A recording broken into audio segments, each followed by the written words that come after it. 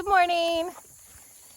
This is Delana from the Healing Homestead, and welcome to our homestead. I am out here doing chores in the morning. It's been a while since I've updated you guys on the chickens.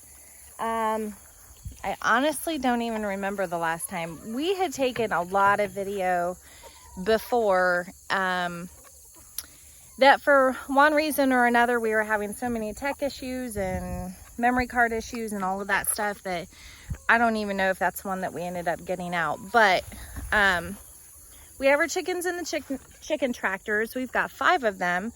Wow, this sun. We have I want to say 65, maybe 65 chickens right now. Only 8 are of egg laying size, and we're getting pretty consistent eggs. We are having a problem with, I think we have one of the chickens is eating the eggs. So we're going to start collecting eggs more often, see if that kind of helps. And if not, I'm going to stand out here and figure out which one it is. Our chickens, our baby chicks, they have gotten pretty big. They're eating right now. A lot of the roosters are old enough that we could probably go ahead and process them in the next couple of weeks. We've been really busy, so we kind of put it off, but that's the great thing about just all-purpose or multi-purpose chickens on the farm. It's not like with Cornish cross where, man, you have to do it within a week or two, or they're getting so big that their legs are breaking and they're dying. You know, they're healthier birds. We could really leave them as long as we wanted, but they'd probably be tougher. So we've got our chicken plucker that we got in the mail several weeks ago. So we're ready to go on that. We're just trying to make time. Once we do process these chickens, we're keeping the hens. I don't know if you can tell. So in here, they're all black and white, but the ones that are a little bit bigger and they're black and white stripes, they're more white than they are black. And then you have ones, the smaller ones you can see are a little more black than they are white. Or I don't know, maybe it's more gray-ish. I don't know. Anyway, you can see the difference between the hens and the roosters based on their stripes. Obviously, the roosters are starting to form, combs and stuff like that. But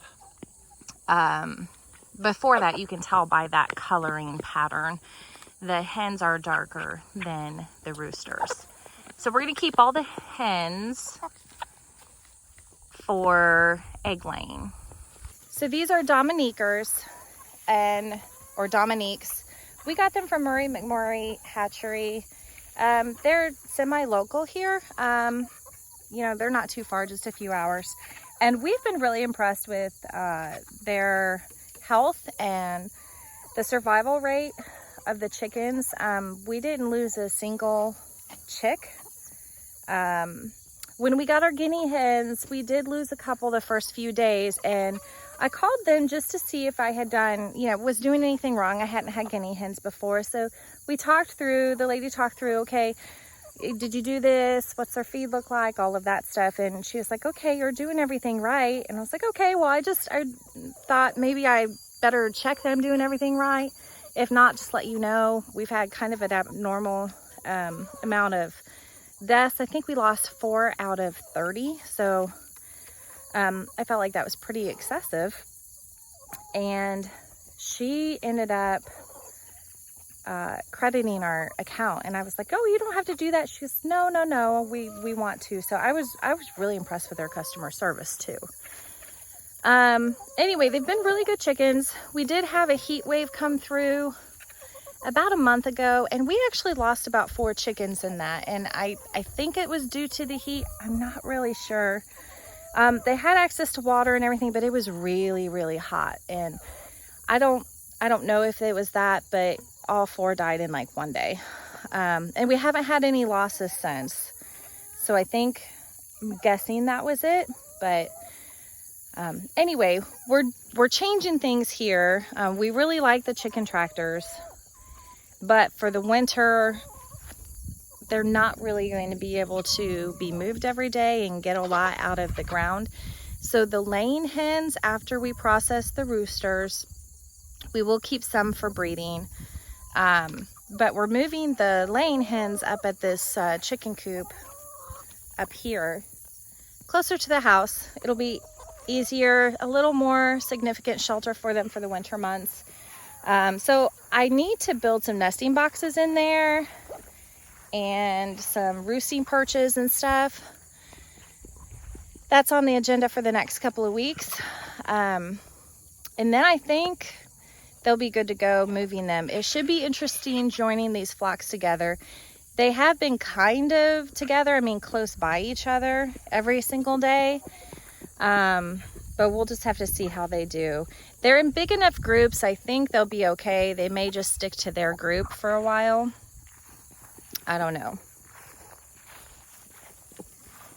Well, that's pretty much what we have going on here. This system has been very, very easy. I do give them chicken food from the bag. I would really like not to depend on the feed store. And we're doing some things to get there, but it hasn't been in full production yet. We are supplementing a lot with just scraps and stuff from the garden, so they are really loving that. We're just not quite growing at that production level yet. We live pretty far from town or restaurants. I'm looking into some options to see if we can get some sort of source, maybe from a restaurant or something that would be willing to give what they would normally throw in the trash, and we could use those scraps for the chickens. We'll see. But once we're down to, I think we'll probably have about 35 hens, and I'll probably keep 3 roosters. Once we get down to that number, I think that we'll be getting closer to being able to feed them off of what we have here, especially next year.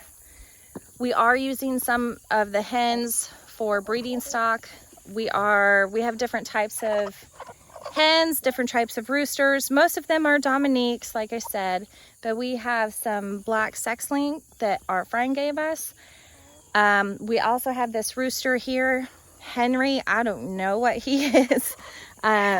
We'll keep him. He is actually Mila's chicken or rooster, and we really like him anyway. He's probably the sweetest.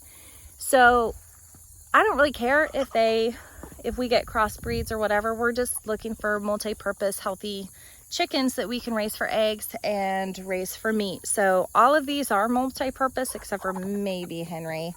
So I mean, honestly, I would be fine with if they cross. That's not going to be a big deal to me.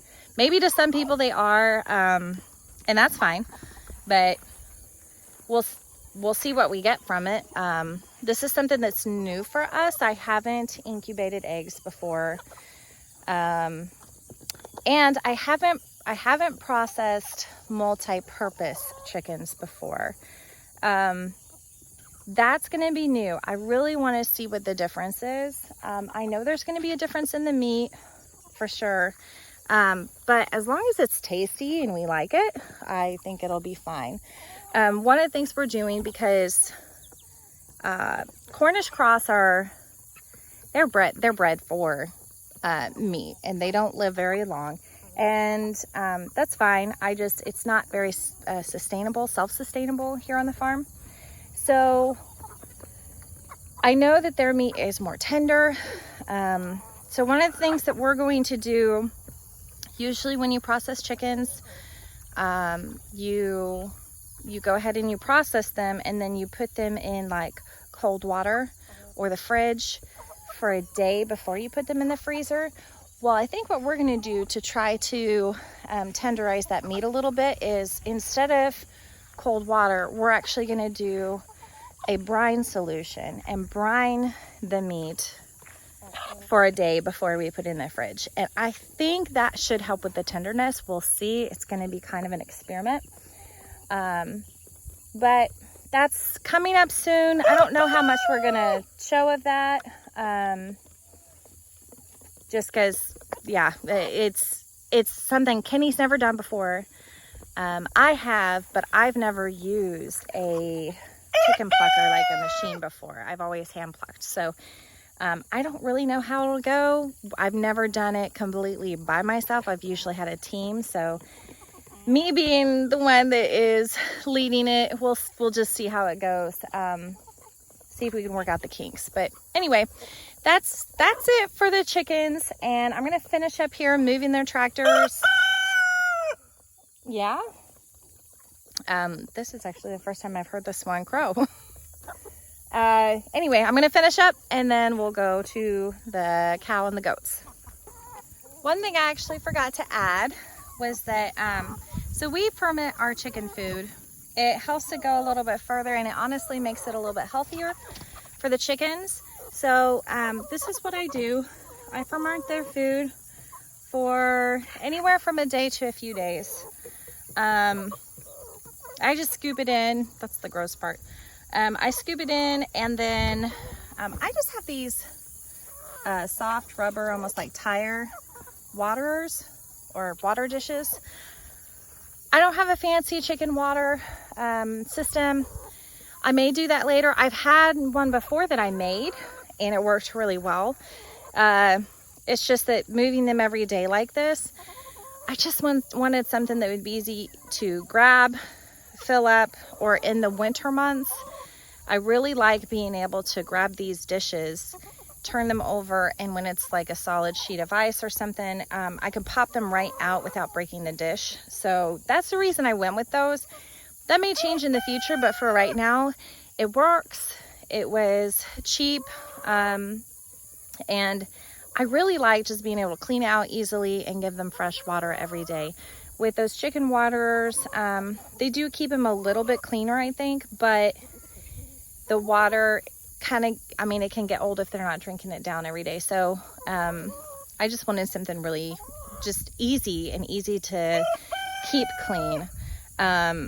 They don't actually get it too dirty. I'm kind of surprised. When they were littler, they definitely did more often, but now that they're older, I don't know, they just know, and they don't generally hop in there. Occasionally they will, especially if it's muddy. You notice it more in the dish, but I just forgot to put that in there. So one of the things that we're doing with the chickens in that incubator is that next spring or early spring, I would like to start incubating some of the eggs, and then I can't remember how many our incubator holds. I think it's 30 or 40 eggs, something like that. We will incubate batches about every month for a couple of months, and then we'll put the tractors in use again. I think what we're going to do different this next year is we're going to tractor them, actually use it as like a little mini chicken coop, and open it up in a paddock that the goats and cow were just in, and let them free range. I think that will help even more with the parasite load and the health of our pastures. They are really good at spreading the manure from the cow, and that will lower our feed bill as well, because then they're free ranging.